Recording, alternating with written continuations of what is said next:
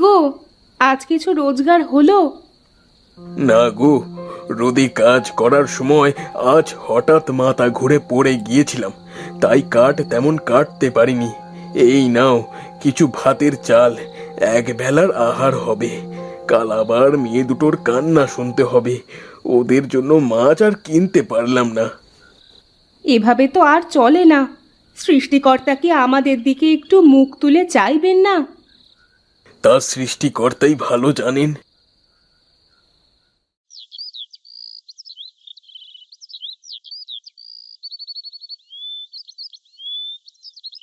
আজও শুকনো মরিচ পোড়া দিয়ে খেতে দিলে মা? হ্যাঁ রে, তোর বাবার শরীরের অবস্থা তো জানিস। অসুস্থ শরীরে খুব বেশি কাট কাটতে পারে না মানুষটা। তোরা একটু কষ্ট করে এগুলো দিয়েই ভাত খেয়ে নে মা। টাকা হলে তোর বাবা দেখিস আজকে রাতেই মাছ নিয়ে বাড়ি আসবে। হ্যাঁ মা, আজ একটু কষ্ট করে খেয়ে নাও। আজ আমি কাঠ কেটে একটা বড় মাছ নিয়ে আসবো তোমাদের জন্য। প্রতিদিনই তোমরা আমাকে এক গল্প শোনাও। খাও তোমরা মরিচ পোড়া দিয়ে ভাত, আমি খাবো না। এই বোন শোন, যাস নে। হায় রে, মেয়েটা না খেয়েই বেরিয়ে গেল। বাবা মা, তোমরা খাও, আমি দেখছি বোন কোথায় গেল।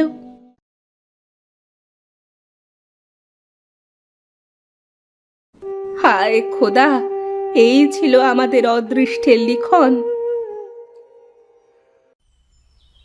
খাবারের সাথে রাগ করতে নেই বোন, বাড়ি চল।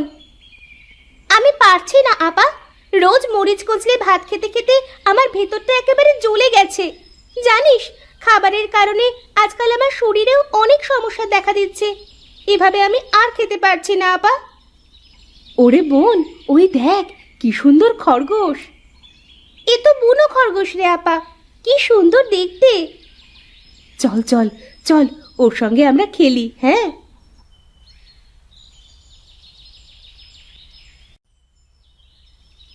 এই দাঁড়া দাঁড়া, ধর ধর বেটাকে ধর। আরে বেচারা খুব ভয় পেয়েছে, তাই অমন লাফিয়ে লাফিয়ে পালিয়ে গেল। ওদিকে দেখ আপা, গাছে কত পেয়ারা ধরেছে। তাই তো, চল আমরা পেয়ারা খেয়ে খিদে কমাই। ঠিক আছে আপা।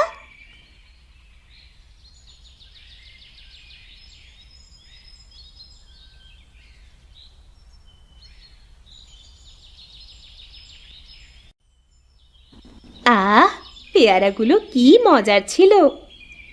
হ্যাঁ, অনেক দিন পর তৃপ্তি নিয়ে খেলাম। আজ রোদের তেজটাও বড্ড বেশি রে। আয়, আমরা ওই গাছের ছায়ায় শুয়ে জিরিয়ে নিই, রোদ পড়লে চলে যাব।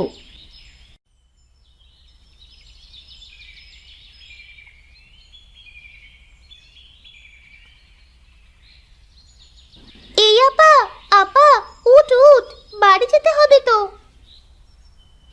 এ কি, সন্ধে যে ঘনিয়ে এলো, আমাকে ডাকিসনি কেন? ও মা গো, ও বাবা গো, আপা ওইদিকে চেয়ে দেখ, একটা নেউল সাপকে কিভাবে মারছে। এমন চলতে থাকলে তো সাপটা মারা যাবে রে বোন। তাহলে এখন উপায়? চল আমরা সাপটাকে বাঁচাই। ওখান থেকে একটা লাঠি নিই হাতে, আর আঘাত কর বজ্জাত নেউলটাকে। দাঁড়া হতচ্ছাড়া নেউল, আজকে তোর হচ্ছে।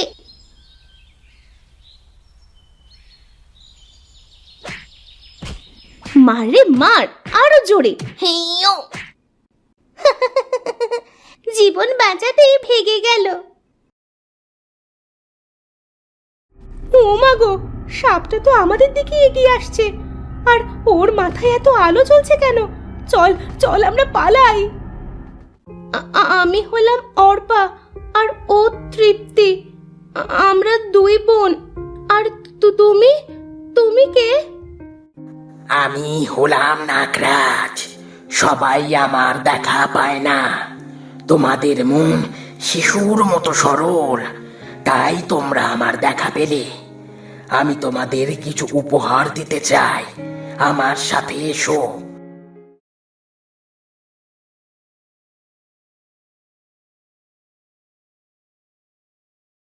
ভয় পেও না, এখানের গোল পাতাগুলো সরালেই পাবে অজস্র সোনার মোহর।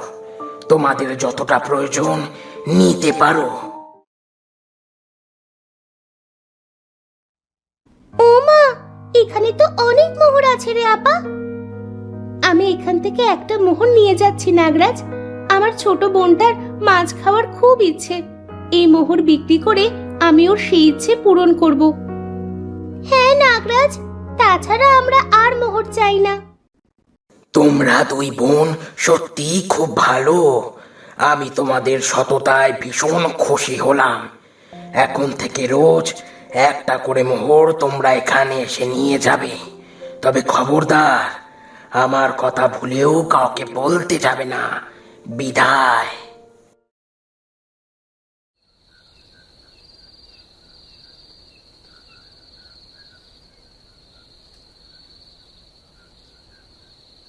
মা, মাগো, কই গেলে? দেখো আমরা কি নিয়ে এসেছি।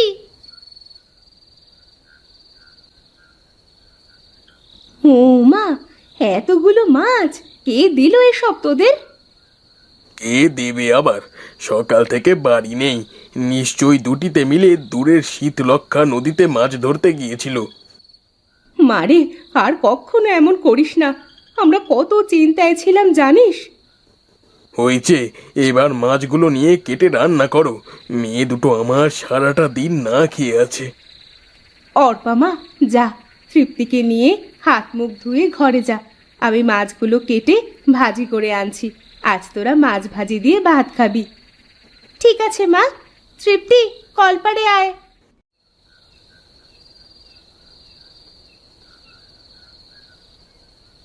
আপারে, আজ কতদিন পর এমন পেট পুড়ে খেয়েছি বলতো। সুখে আমার চোখে পানি চলে এসেছে দেখ। ঠিকই বলেছিস।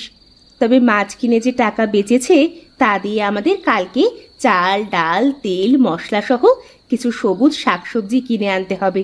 বাবা এত কষ্ট করে, এখন থেকে ওনার কষ্টটা একটু কম হবে, কি বল? হ্যাঁ রে আপা, তার বলতে।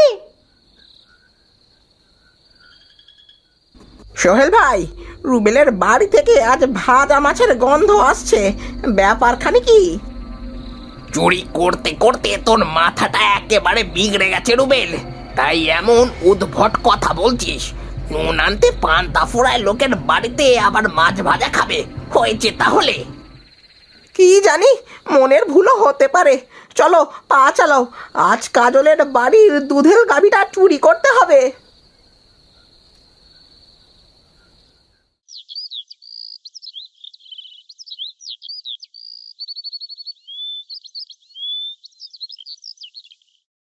কি রে, ব্যাপার খারাপ কি বলতো?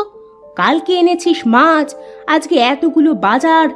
সত্যি করে বলতো, এত সব করার জন্য তোরা টাকা কোথায় পেলি?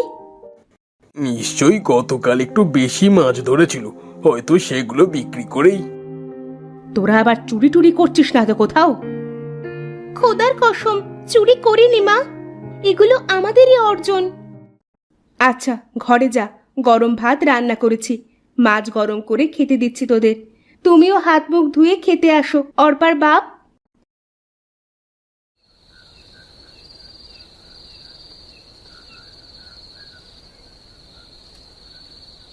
সোহেল ভাই শোনো, আজ আবারও ভাজা মাছের গন্ধ নাকে আসছে।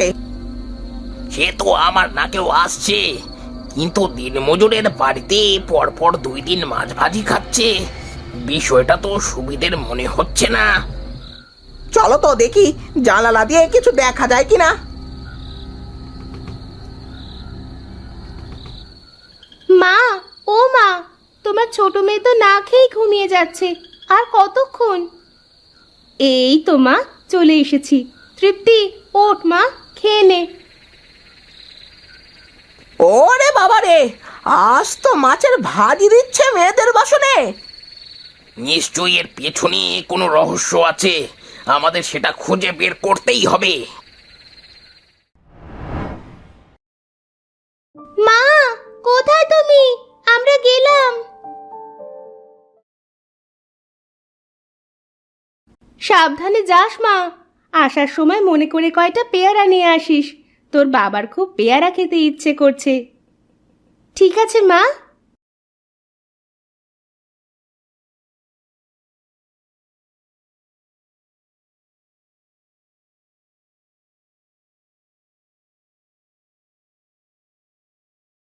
ওই দেখো সোহেল ভাই, দুই বোন যাচ্ছে।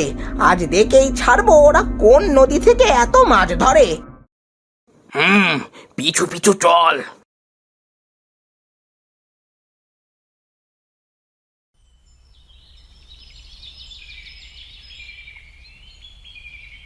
এ কি, এরা রাস্তা ছেড়ে জঙ্গলের দিকে যাচ্ছে কেন? কোথায় যাচ্ছে ওরা? আওয়াজ নিচু কর, কোথায় যাচ্ছে সেটা তো গেলেই বুঝতে পারবো। নাগরাজ, আপনি কেমন আছেন? আমি ভালো আছি। তোমরা প্রতিদিন একটা করে মোহর না নিয়ে একসাথে অনেকগুলো মোহর তো নিতে পারো। না নাগরাজ, তা হয় না। আমাদের যতটুকু প্রয়োজন ঠিক ততটুকুই খরচ করা উচিত। তাছাড়া বেশি পেলে যদি আরো বেশি পাওয়ার লোভ জন্মায় মনে, তাই। আর তাছাড়া মোহর থেকে প্রাপ্য সব টাকা আমরা খরচ করে ফেলি না তো, একটু একটু সঞ্চয়ও করি ভবিষ্যতের জন্য। এই নিলাম আজকের মোহর। আমরা এখন আসি নাগরাজ। এসো।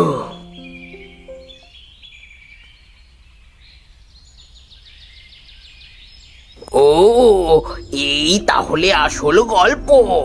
ওরে রুবেল, আমাদের তো গুপ্তধন হাত ছানি দিয়ে ডাকছে। এখন শুরু হবে মহা ধামাকা। চুরি করবে? পাহারাদার যে একটা সাপ।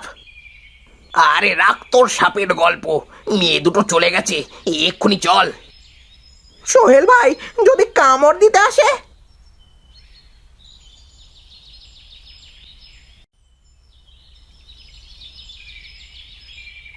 এই দিলাম শরীরের জোরে বাড়ি। ও মা, মা, মা গো, মরে গেলাম। এ কি বিষের জ্বালা গো, বাঁচাও, বাঁচাও। আপা, রুবেল চাচার গলা না? হ্যাঁ, কিন্তু আওয়াজটা তো গুপ্তধনের কাছ থেকে আসছে। চল তো দেখি কি হলো।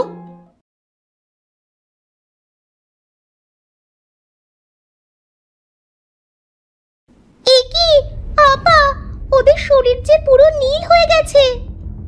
হায় খোদা, এ কি সর্বনাশ হয়ে গেল। নাগরাজ, দয়া করে ওদের আপনি ক্ষমা করে দিন, বেঁচে থাকার একটা সুযোগ দিন। না অর্পা, না, এমন মানুষকে দয়া করলে সৃষ্টিকর্তা আমার উপর নারাজ হবেন। ওরা ছিল ভীষণ লোভী, আর লোভীদের পরিণাম একটাই, সেটা হলো মৃত্যু।